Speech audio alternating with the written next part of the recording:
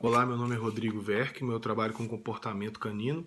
No vídeo anterior a gente conversou sobre um tipo de linguagem que os cães usam, que é aquela de virar de barriga para cima, e aí a partir daí o que ficou por cima exercer um tipo de controle, um tipo de domínio sobre o que ficou deitou com os órgãos expostos.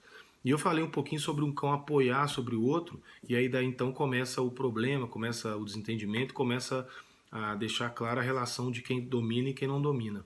E hoje em dia é muito comum as pessoas aceitarem o cão apoiar as patinhas dianteiras nas pernas dela, depende do tamanho do cachorro, ou se o cachorro é maior, até é comum aceitar aquele abraço, né? O cachorro praticamente apoia é, as patas no ombro das pessoas, obviamente dependendo do tamanho do cachorro.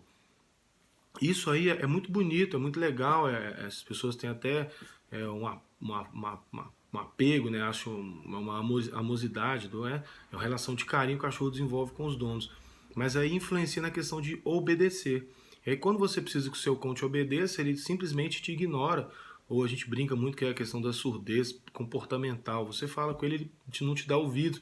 Você precisa que ele chegue perto de você, você precisa que ele não fuja, você precisa levar ele para passear, precisa chamar ele para colocar a coleira, dar qualquer um medicamento ou qualquer tipo de coisa que você precisa, o seu cão praticamente ignora. E infelizmente esse tipo de comportamento ele pode desenvolver para um comportamento agressivo. Ele pode chegar quando você precisar fazer qualquer coisa com ele, pode rosnar para você ou pode até tentar uma agressão. Mas na cabeça dele, ele não está agredindo você, ele só está exercendo um papel que você permitiu que ele tenha. Com a partir do momento que ele começou a apoiar as patas em você, você não fez nada. Então na cabeça dele tá certo porque ele te controla, entre aspas, né? Ele tem o papel aí de ser o dominador do ambiente ou ter o domínio sobre o que acontece na sua casa. E a partir daí ele pode ter o comportamento que ele acha mais adequado. Então rosnar e tentar morder é um tipo de comportamento que está incluído nesse tipo de situação, nesse tipo de hierarquia que ele está envolvido. Então a gente sempre pede aos donos para evitar de permitir que o cão apoie as patas dianteiras deles. É claro que depois que ele chega e não apoia, você dá uma ordem para ele apoiar, aí significa que você está sob comando. Aí obviamente vai depender de cada dono, mas aí ele chegou, sentou, chegou, ficou próximo de você, você deu uma ordem para ele poder atender.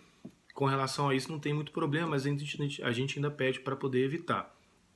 Tá? Como é que a gente faz esse exercício? Primeiro a gente não estimula ele a apoiar na gente, porque cada vez que a gente estimula, ele vai saber que pode fazer isso com mais energia. E um grande problema que acontece é ele poder, além de sujar a roupa, né, que é um problema relativo, pode desequilibrar, jogar você no chão, porque às vezes ele vai apoiar pela frente, vai apoiar pelo lado, vai apoiar por trás, e sua casa tem degrau, sua casa tem algum aclive, declive, na hora que ele apoia em você, você provavelmente vai perder o equilíbrio. E no fundo, o cão treinado, o processo de educação e treinamento do cão, ele veio para poder evitar que aconteçam acidentes dessa natureza, né, que possam causar um risco tanto para os donos de acidente, de lesão, essas coisas, quanto para os cães. Então o objetivo é evitar que ele pule em você, a não ser que você dê uma ordem, aí tem que ser um combinado das pessoas da casa. Então sempre que o cão aproximar de você, se ele for muito agitado, ou você evita de estimulá-lo, ou você treina ele com uma ordem de senta, isso eu vou mostrar o passo a passo também no outro vídeo. Então você anda na direção dele para poder não permitir que ele tenha aquele espaço, né, que ele faz o cálculo na cabeça dele, que ele vai apoiar em você daquela determinada distância, ou se vai se lançar em você, que é até pior, quando o cão pula em você com as quatro patas, aí é o risco até maior de acidente. Então, a partir do momento quando você vê-lo, você vai tirar essa distância dele, impedir que ele consiga avançar, né, dar esse salto, apoiar em você, com o cálculo matemático que ele fez na cabeça dele. E a partir daí, quando ele perceber, quando ele apoia em você, você não está ali mais, ou quando ele apoia em você, você causa um desequilíbrio nele, a tendência do cão é evitar de fazer isso. Tá? Quando você dá um passo na direção dele, a gente não, antigamente as pessoas falavam para poder bater com o joelho, essas coisas você não usam mais.